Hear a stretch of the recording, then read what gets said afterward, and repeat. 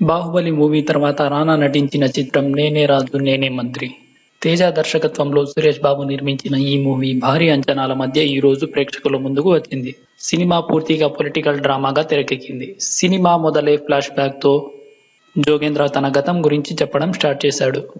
రాధా జోగేంద్ర భార్యాభర్తలు. జోగేంద్ర పాత్రలో రానా నటిస్తున్నాడు. రాధా పాత్రలో కాజల్ అగర్వాల్ నటిస్తుంది.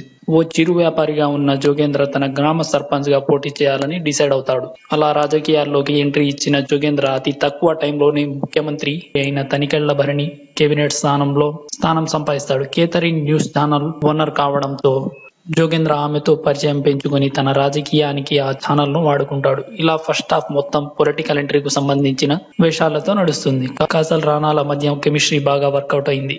జోగేంద్ర పాత్రలో రానా కరెక్ట్ గా సెట్ అయ్యాడు. పోసాని బిత్తిరి సత్తి కామెడీ బాగుంటుంది. ఇంటర్వెల్ వరకు కథ ఇలా సాగగా ఇంటర్వెల్ తర్వాత రానా సీఎం రేసులో నిలబడతాడు. ఉన్న డబ్బునంతా పోగొట్టుకుంటాడు. ఆ తర్వాత తన సొంత ఊరికి వచ్చి రాజకీయాలను పూర్తిగా వదిలేయాలని డిసైడ్ అవుతాడు. ఆ తర్వాత అనుకోని కారణాల చేత మళ్లీ సీఎం రేసులో పోటీపడి ఘన విజయం సాధిస్తాడు. సీఎం అయిన జోగేంద్ర ఎందుకు జైలుకు వెళ్లాల్సి వస్తుందనేది అసలు ట్విస్ట్. ఓవరాల్ గా బరిలో రాజు గెలిచాడనే చెప్పాలి. ఈ వీడియో మీకు నచ్చినట్టయితే లైక్ ఇవ్వండి, మీ ఫ్రెండ్స్ కు షేర్ చేయండి. ఇంకా ఇలాంటి లేటెస్ట్ అప్డేట్స్ కోసం మా ఛానల్ ని సబ్స్క్రైబ్ చేసుకోవడం మర్చిపోకండి.